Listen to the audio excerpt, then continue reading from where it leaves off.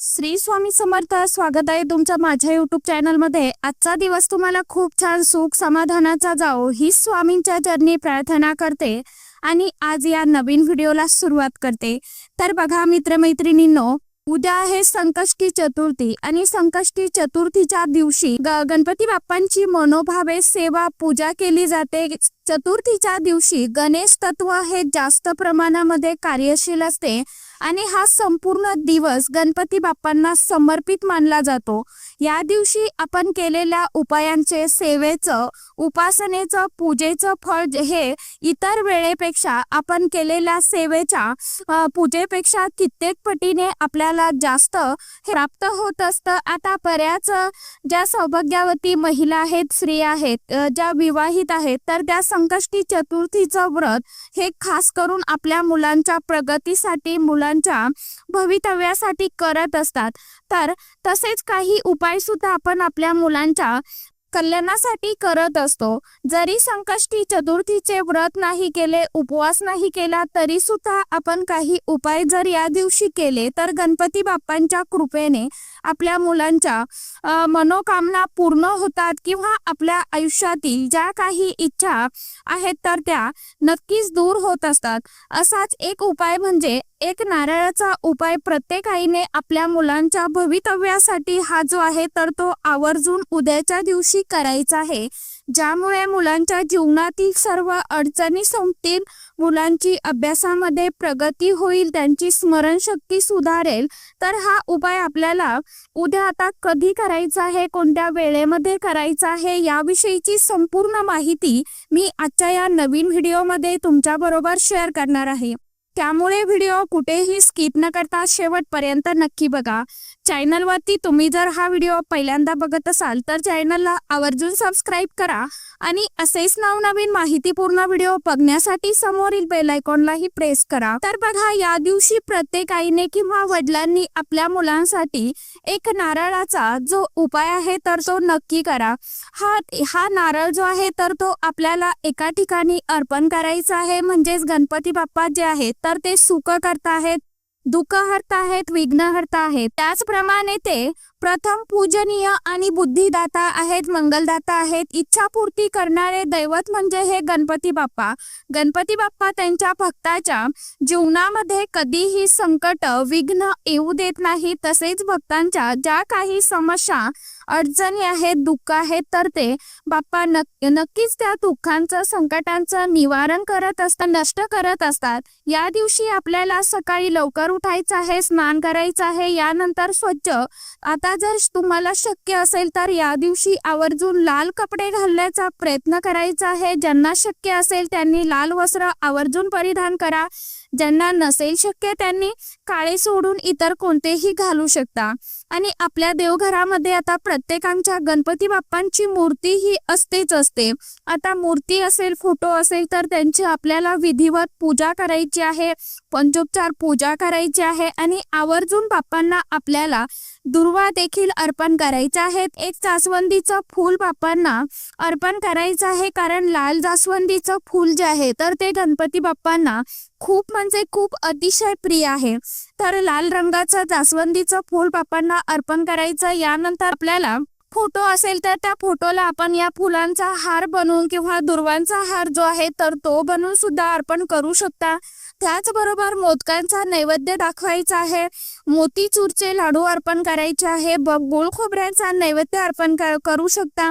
तुम्हाला जो शक्य असेल नैवेद्य तो तुम्ही अर्पण करू शकता. यानंतर आपल्याला आरती करायची आहे आणि आपल्याला हा जो उपाय आहे तर तो करायचा आहे. आता हा उपाय जो आहे तर तो मंदिरामध्ये जाऊनच आपल्याला करायचा आहे. आपल्या वेळेनुसार दिवसभरामध्ये तुम्हाला जेव्हा कधी वेळ मिळेल त्या वेळेमध्ये तुम्ही हा जो उपाय आहे तर तो आई किंवा वडील आपल्या मुलांसाठी करू शकतात. आणि मुलं जर स्वतः आपल्या प्रगतीसाठी हा उपाय करणार असेल तर त्यांनी देखील केला तरीही काही हरकत नाही. एकापेक्षा जास्त मुलांसाठी तुम्ही जर करणार असाल तर जसं की आता 2 मुलं असतील, 3 असतील तर आपल्याला प्रत्येक मुलासाठी एक नारळ आपल्याला लागणार आहे.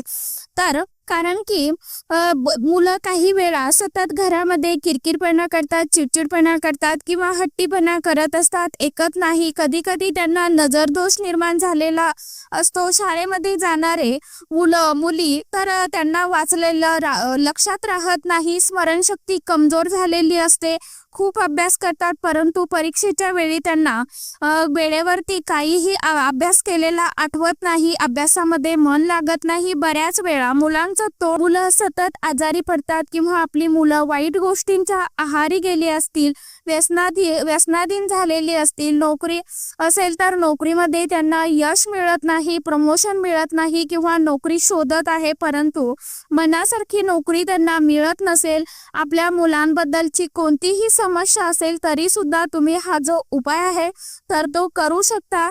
आता मंदिरामध्ये जाताना आपल्याला काय करायचं आहे तर एक ताट घ्यायचं आहे, ताटामध्ये हळदी कुंकू अक्षदा लाल फूल घ्यायचं आहे, लाल रंगाचं कापड घ्यायचं आहे, नवीन एक नारळ जो आहे तर तो नारळ घ्यायचा आहे, मोदक घ्यायचे आहे आणि तुपाचा दिवा घ्यायचा आहे. त्यानंतर आता नारळ आपल्याला शेंडी असलेला नारळ घ्यायचा आहे आणि कुठल्याही गोष्टीसाठी वापरलेला नारळ आपल्याला घ्यायचा नाही. जसं की आता घरामध्ये आपल्या एखादी पूजा झालेली असेल आणि त्या पूजेमध्ये आपण जर तो नारळ वापरला असेल तर तो आपल्याला घ्यायचा नाही, नवीन नारळ आपल्याला घ्यायचा आहे. त्यानंतर स्वच्छ एक लाल रंगाचं कापड घ्यायचं आहे, यासोबतच 21 दुर्वांची जोडी घ्यायची आहे, गुळ खोबरं किंवा मोदकचे लाडू घ्यायचे आहे, आपल्याला एक लाल रंगाचं जास्वंदीचं फूल घ्यायचं आहे, दिवा धूप घ्यायचा आहे आणि जो दिवा आहे तर तो आपल्याला शक्यतो कणकेचा बनवायचा आहे किंवा मातीची पंती तुम्ही घेऊ शकता, कारण आपल्याला तो दिवा आपल्याला तिथेच अर्पण करायचा आहे.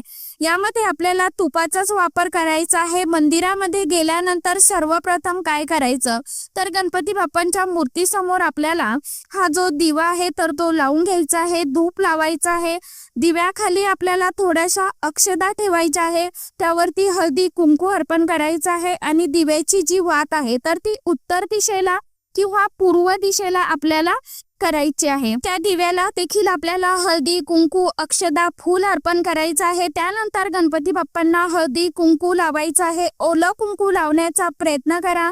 ज्यांना शक्य असेल त्यांनी हळद आणि तूप एकत्र मिक्स करून त्यांचा टीका गणपती बाप्पांच्या कपाळावरती उद्याच्या दिवशी आवर्जून लावा आणि तेच बोट उचलून आपल्या कपाळावरती लावा. बघा तुम्हाला त्या उपायांचा काय फरक जाणवतो. तर यानंतर सर्वप्रथम बाप्पांना आपल्याला एक जास्वंदीचं फूल अर्पण करायचं आहे. त्यानंतर 21 दुर्वांची जी जोडी आपण सोबत घेतलेली आहे तर ती जोडी आपल्याला अर्पण करायची आहे. तुम्ही जो गुळ खोबऱ्याचा नैवेद्य किंवा मोदक घेतलेले असतील तो नैवेद्य अर्पण करायचा आहे. यासोबतच आपण काही फळे जी घेतलेली असेल सोबत नैवेद्यामध्ये ती देखील ठेवू शकता. जसं की सेब असेल, डाळिंब असेल, तुम्हाला जी फळं घ्यायची असेल ती तुम्ही घेऊ शकता, ती देखील अर्पण करायची आहे. आणि यानंतर आपल्याला काय करायचं आहे तर आपली जी काही इच्छा आहे, मनोकामना आहे तर त्या इच्छेसाठी आपल्याला हा उपाय करायचा आहे. तर ती इच्छा बाप्पांना अगदी मनोमन सांगायची आहे की माझ्या मुलांना परीक्षेमध्ये चांगले मार्क्स मिळू द्या, त्यांची शिक्षणामध्ये उत्तरोत्तर प्रगती होऊ द्या, किंवा अगदी आपली जरी घरातील एखादी इच्छा असेल, म्हणजेच काय तर आर्थिक समस्या, पैशाविषयीची समस्या असेल किंवा घरामध्ये सतत कुणी आजारी पडत असेल, त्याचबरोबर काही समस्यासाठी सुद्धा आपण हा जो उपाय आहे तर तो करू शकता. फक्त आपल्या ज्या अडचणी आहेत, आपली जी इच्छा आहे तर ती पॉझिटिव्ह असावी, आपल्यासाठी चांगली असावी. वाईट कोणतीही इच्छा वाईट मनामध्ये धरून उपाय केला तर त्या उपायांचं सेवेचं तुम्हाला त्याचा काहीही फायदा होणार नाही किंवा फळही मिळणार नाही, उलट त्याचे वाईट परिणाम तुम्हालाच भोगावे लागणार आहे. तर कोणतीही इच्छा घेताना चांगली घ्यावी, कुणाचं वाईट होईल अशा भावनेने आपल्याला उपाय जो आहे तर तो करायचा नाही. तर आपल्याला चांगली एखादी इच्छा असेल आपली तर ती इच्छा मनामध्ये ठेवून तुम्हाला त्या बोलायची आहे. यानंतर आपली जी समस्या आहे ती बाप्पांना सांगायची आहे. यानंतर आपण काय करायचं तर आपण जो नारळ घेतलेला आहे तर तो आपल्याला लाल कपड्यामध्ये गुंडाळून घ्यायचा आहे, गुंडाळायचा आहे आणि ह्या नारळाला ओंजळीमध्ये आपल्याला आपल्याला घ्यायचं आहे हळदी कुंकू अक्षदा फूल अर्पण करायचं आहे नारळाला देखील आणि त्यानंतर आपल्याला दोन्ही हातामध्ये घ्यायचं आहे आणि बाप्पांना आपली समस्या सांगून ती संपूर्णपणे नष्ट व्हावी म्हणून प्रार्थना करायची आहे। आपल्याला 11 वेळेला गणपती अथर्व शीर्षमचं पठण करायचं आहे। आता इथे एक सांगेन, गणपती अथर्व शीर्षम जे आहे तर ते संस्कृत मध्ये आहे, तर ते तुम्हाला 11 वेळा म्हणणं शक्य नसेल तर एक वेळा म्हणा। YouTube वरती लावा। ज्यांना म्हणणं शक्य नसेल, वाचता लिहिता येत नसेल, त्यांनी सरळ ओम विघ्नहर्ताय नमः या मंत्राचा 108 वेळा जप करा किंवा श्री गणेशाय नमः किंवा ओम गणपतये नमः या मंत्राचा 108 वेळा जप करायचा आहे। आणि ज्यांना वाचता लिहिता येत असेल, म्हणणं शक्य असेल, त्यांनी आवर्जून पठण करण्याचा प्रयत्न करा। त्यानंतर एक वेळा आपल्याला संकटनाशन सूत्र म्हणायचं आहे आणि 11 वेळा गणपती अथर्व शीर्षमचा पाठ करणं शक्य असेल तर तो देखील तुम्ही करायचा आहे आणि हे सूत्र म्हणायचं आहे। आणि हा जो नारळ आहे तर त्या कापडासह आपल्याला गणपती बाप्पांना अर्पण करायचा आहे। यानंतर मनोमन गणपती बाप्पांच्या चरणावरती आपल्याला तो नारळ मुलांच्या हाताने किंवा आपल्या हाताने आपण अर्पण करायचा आहे। गणपती बाप्पांच्या कृपेने आपल्या मुलांच्या जीवनातील समस्या ज्या आहेत तर त्या नक्कीच नष्ट होतील, कारण गणपती बाप्पा हे जे आहेत तर ते बुद्धिदाता आहेत। आपल्या मुलांना बुद्धी देण्याचं काम जे आहे तर ते गणपती बाप्पा करत असतात। आपल्या मुलांची बुद्धिमत्ता जी आहे तर ती तल्लप होण्यासाठी, त्यांचा सर्वांगीण विकास व्हावा, तर त्यासाठी सुद्धा हा जो उपाय आहे तर तो करू शकता। आता एकापेक्षा जास्त मुलांसाठी आपल्याला हा उपाय करायचा असेल तर आपल्याला 2 मुलांसाठी उपाय करायचा आहे, तर 2 नारळ आपल्याला ह्या उपायांसाठी लागणार आहे। दोन लाल कापडं लागणार आहे। जेव्हा आपण एका मुलाचा उपाय करतो तर आपल्या मुलाचं नाव घेऊन समस्या सांगून तो नारळ अर्पण करायचा आहे। पुन्हा दुसऱ्या मुलाचं नाव घेऊन त्याबद्दलची समस्या सांगून तो नारळ अर्पण करायचा आहे। तर असा आपण एकापेक्षा जास्त मुले असतील तरी सुद्धा हा जो उपाय आहे तर तो नक्कीच करू शकता, जेणेकरून मुलांची शिक्षणामध्ये प्रगती होईल, नोकरीमध्ये त्यांना भरभरून यश मिळेल आणि आपल्याला संपूर्ण आपली जेव्हा पूजा अर्चा होईल त्यानंतर तुम्हाला काय करायचं आहे तर मनोभावे आपल्याला 11 प्रदक्षिणा उद्याच्या दिवशी गणपती बाप्पांना घालायचं आहे।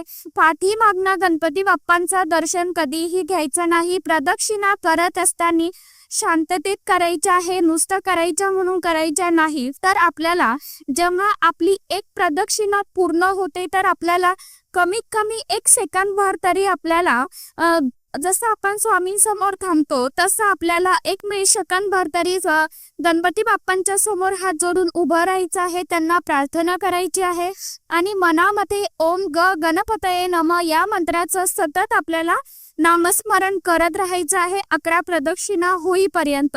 तर अशा साध्या आणि सोप्या पद्धतीने उपाय तुम्हाला उद्या दिवसभरामध्ये सकाळपासून संध्याकाळपर्यंत, रात्री तुम्ही 11 पर्यंत, आता उद्याच्या दिवशी गणपती बाप्पांच्या मंदिरामध्ये कितीही वेळ गर्दी असते, रात्रीपर्यंत मंदिरं चालू असतात, परंतु शक्यतो काळजी घेऊन जवळपास कुठे मंदिर असेल तर तुम्ही संध्याकाळपर्यंत हा उपाय दिवसभरामध्ये केव्हाही केला तरीही काही हरकत नाही, चालेल। तर अशा साध्या आणि सोप्या पद्धतीने उद्याच्या दिवशी तुम्हाला आवर्जून आपल्या मुलांसाठी, आपल्या आर्थिक समस्येसाठी जो उपाय मी तुम्हाला सांगितला आहे तर तो आवर्जून उद्याच्या दिवशी करण्याचा प्रयत्न करा।